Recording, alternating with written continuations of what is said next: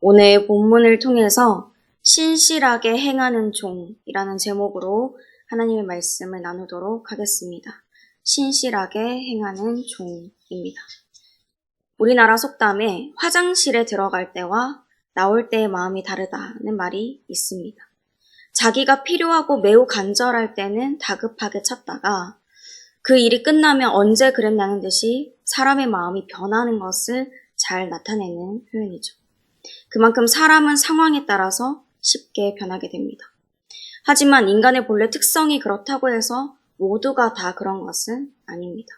자신의 필요가 채워지고 모든 일이 잘 흘러간다고 할지라도 자신을 도와준 분의 은혜를 기억해서 감사하고 여전히 신실하게 살아가는 사람들이 있죠. 바라기는 이 자리에 모인 우리 모두가 하나님께 대하여서 그런 신실한 그리스도인들이 되기를 소망합니다. 그럼 어떻게 신실한 종으로서 우리가 살아갈 수 있을까요? 리브가가 이삭의 아내라는 기도의 응답을 받고 나서도 여전히 하나님을 경배하며 신실하게 행했던 그런 종의 모습을 통해 우리가 함께 살펴보기를 바랍니다. 아브라함의 종과의 만남 후 리브가는 자신에게 일어난 일을 어머니의 집에 가서 알렸습니다. 그곳에 함께 있던 리브가의 오빠 라반은 리브가에게 걸려있는 코골이 또 손에 손목걸이를 보고 우물가 낙타 곁에 서 있는 종에게로 달려갑니다. 그리고는 종을 위해 방과 낙타의 처소까지 준비하며 종을 환대해 주었습니다. 그에게 있는 모든 것을 받아서 정리해주고 낙타에게는 집과 사료도 주었죠. 그뿐만 아니라 종의 발과 동행자들의 발 씻을 물도 제공하고 음식도 베풀었습니다. 자신의 주인인 아브라함의 아들 바로 이삭의 아내를 만나는 이 모든 일이 참으로 순탄하게 진행되었고 또 리브가의 어머니의 집과 그의 오빠인 라반이 이렇게나 크게 환대해 주니 종이 할 일은 이제 마무리가 되는 것 같습니다. 그저 라반이 차려준 음식을 먹고 환대를 누리면서 평안히 있다가 리브가와 함께 돌아가면 될 것 같죠. 그러나 이때 종은 자신이 해야 할 말을 하기 전에는 음식을 먹지 않겠다고 이야기합니다. 그러면서 34절 말씀에서 자신에 대해 이렇게 소개하죠. 그가 이르되 나는 아브라함의 종이니이다. 다른 무엇보다도 자신의 신분에 대해 먼저 밝힙니다. 그런데 좀 의아한 것은 종이 자신의 이름을 말하지 않고 아브라함의 종이라고 말한 것입니다. 이 종에게 이름이 없어서 그런 것일까요? 아니죠. 이 종에게는 이름이 있습니다. 엘리에셀이라는 이름이 있죠. 제 이름은 엘리에셀이고 아브라함의 종입니다. 라고 하면서 자신의 이름을 먼저 밝힐 수도 있었습니다. 하지만 종은 자신을 드러내는 것보다도 더 중요한 일이 있다는 것을 알았습니다. 자신이 누구에게 속한 사람인지를 밝히는 것입니다. 이렇게 해서 자신의 주인인 아브라함이 드러나고 더 나아가서는 하나님께서 드러나시기 때문입니다. 우리도 언제나 하나님 앞에서 신실하게 살아가기 위해서는 이것을 꼭 기억해야 합니다. 하나님의 종은 하나님만을 드러내야 한다는 것입니다. 하나님의 종은 내가 아니라 하나님을 드러내야만 합니다. 이 사실이 정말 당연한 진리이지만 그저 당연한 것으로만 여기고 그 말씀이 내 삶이 되지 않으면 우리는 옛사람의 모습을 따라 또다시 내가 주인이 되는 그런 잘못을 저지르게 됩니다. 하나님의 종으로서의 정체성을 잃어버리게 되는 것이죠. 열왕기하에서 등장하는 엘리사의 종인 게하시도 처음에는 순종적인 종이었지만 자신의 주인 엘리사를 또 하나님을 드러내지 않고 자신의 욕심만을 드러냈을 때 하나님의 종으로서의 정체성을 잃어버리게 되는 그런 행동을 하게 되었습니다. 아람의 군대 장군 이 나아만이 하나님의 은혜와 그 통로로 사용된 엘리사로 인해 나병이 낳고 나서 엘리사에게 살해를 하려고 할 때 엘리사는 모든 영광을 하나님께 돌리면서 거절했습니다. 하지만 게하시는 엘리사가 거절한 예물, 그 선물에 눈이 멀어서 자신의 주인이 자신을 보냈다고 나아만에게 거짓말을 하고 그것들을 몰래 다 받아내죠. 엘리사가 다 알고서 어디에 갔다 왔냐 질문하는데도 얼굴색 하나 변하지 않고 거짓말을 하다가 나병에 걸리는 그런 징계를 받게 되었습니다. 열왕기하 5장 20절 말씀은 그의 정체성에 대해 하나님의 사람 엘리사의 사환 게하시라고 정확하게 이야기해주고 있지만 그는 하나님을 드러내지 않고 자신의 정욕을 드러내다가 결국에는 넘어지고 말았습니다.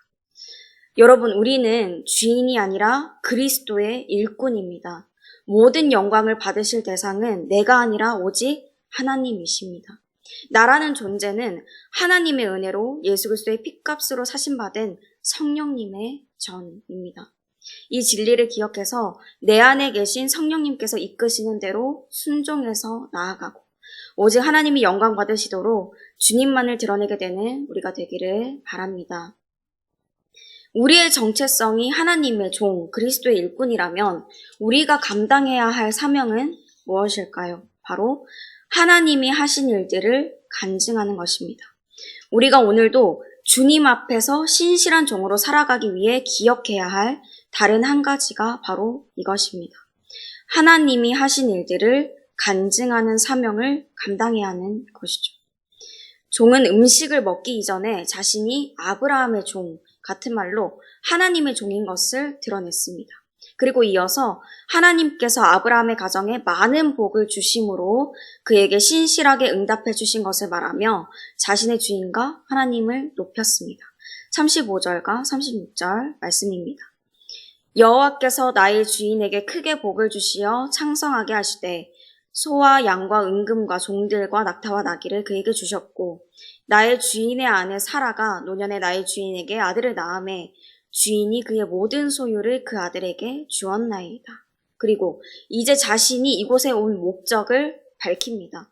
하나님이 그를 얼마나 형통하게 인도하셨는지를 이야기하고 있는 것이죠. 하나님의 복을 받은 아브라함이 자신에게 맹세하게 한 그 명령과 어제 우리가 말씀을 들었던 대로 리브가를 만나게 된 모든 과정들을 설명합니다.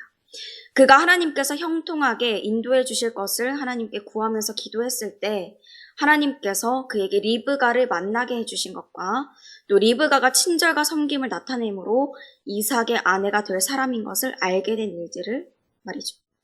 그리고 종은 이 모든 일들이 하나님께서 그를 바른 길로 인도해 주셔서 된 것이다 라고 하며 그가 이것을 알고 하나님을 찬양했다고 간증했습니다.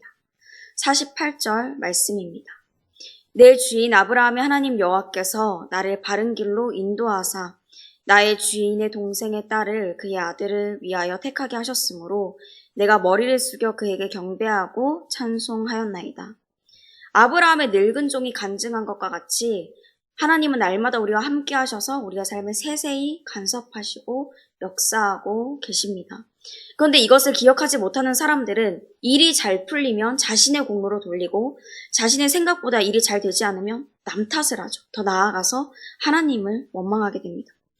우리 또한 매일의 삶을 살아가면서 내 삶에 하나님이 어떤 일을 행하셨었는지 또 지금 내 삶에 어떤 놀라운 일들을 행하고 계신지 기억하지 않으면 우리의 기억력은 한정적인 것이어서 앞서 말씀드린 사람들과 같은 죄를 지을 수밖에 없습니다. 여러분 솔직히 핸드폰을 들고 통화하고 계시면서 내 핸드폰이 어디 갔지? 라고 한 번쯤은 찾아보신 적 있으시죠? 없으신가요? 저만 있나요? 또 분명히 할 일이 있어서 장소를 이동했는데 도대체 왜 이동했는지, 내가 여기에 왜 와 있는지 잊어버리신 적 있으신가요? 저는 있습니다. 우리 어머니 집사님, 권사님들 요리하신다고 가스레인지, 인덕션 위에 음식을 올려놓으시고는 잊어버리셔서 음식을 홀랑 태워버리신 적 있으시죠? 네, 끄덕끄덕 이제 하시는데요. 네, 저도 세 가지 모두 경험한 적이 있습니다. 우리는 아까 있던 일도 금방 잊어버릴 수 있는 그런 존재입니다. 지금의 이 선포되는 말씀도 밤이 되어서 다시 여쭤보면은 어떤 말씀이었는지 기억 못 하실 수도 있습니다. 그렇기 때문에 하나님이 우리의 삶에 형통하게 하신 그 모든 일들을 우리가 그냥 흘려보내는 게 아니라 날마다 되새겨 보아야 하는 것이죠. 하나님께 감사하고 또 감사하는 것입니다. 가장 좋은 방법은 기록을 하는 것이죠. 그래서 저희 담임 목사님께서도 말씀을 들을 때 늘 기록하라고 꼭 기록을 해야 한다고 말씀을 하십니다. 저도 그 말씀에 순종해서 늘 기록을 하고 또 하루가 마무리되면 일기도 씁니다. 그럼 하나님이 내 삶에 행하신 일들을 다시 꺼내볼 수 있고 그때 느꼈던 그 감동을 또다시 느낄 수 있게 되는 거죠. 그리고 또 한 가지, 우리의 삶에 하나님이 함께 하시며 역사하고 계심을 기억할 수 있는 방법이 우리가 해야 하는 일인 내게 행하신 하나님의 일들을 다른 사람들에게 전하는 것입니다. 나 혼자 하나님의 일들을 기억하는 것보다 서로 그 은혜를 나눌 때 우리 하나님이 어떤 분이시고 내 삶에 어떻게 일하신 분이신지를 우리는 정확히 기억하게 됩니다. 그래서 우리가 함께 말씀을 나누는 이런 시간들이 참 중요한 것이고 주일의 교구 모임 또 식사하며 교제하는 모든 시간들이 중요한 것입니다. 하나님께서는 너무도 지혜로운 분이셔서 우리에게 이 사명을 주셨습니다. 하나님도 영광 받으시고 또한 우리도 예수 그리스도를 믿는 우리도 하나님의 능력 안에서 하나님의 은혜 안에 살아갈 수 있도록 늘 신실한 종으로서 바로 설 수 있도록 하시려는 것이죠. 그리고 예수님을 믿지 않는 자들에게도 복음의 빛이 우리의 삶을 통해 어렵지 않게 자연스럽게 전해질 수 있도록 하시려는 것입니다. 그러므로 사명이라고 해서 너무 어렵게 생각하지 마시고 이 또한 은혜인 것을 알아 그저 하나님이 우리 삶에 행하신 일들을 가감없이 있는 그대로 전하게 되시기를 원합니다. 그렇게 신실하게 나아가는 종들 우리로 인해서 하나님께서 영광받게 되실 것입니다. 또한 이삭과 리브가의 가정을 통해 예수 그리스도의 그 오실 계보가 이어지듯이 우리로 인해 하나님의 놀라운 뜻이 이루어지게 될 것입니다.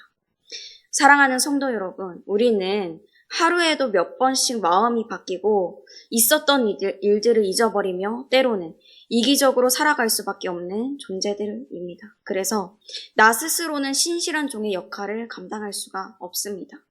그러니 이런 부족하고 연약한 내가 아니라 내 삶을 통해 오직 하나님만 드러나게 해주시라고 또 하나님이 하신 일들을 잘 기억해서 내가 간증할 수 있도록 우리를 주장해 주시라고 하나님께 오늘 함께 구하며 나아갑시다.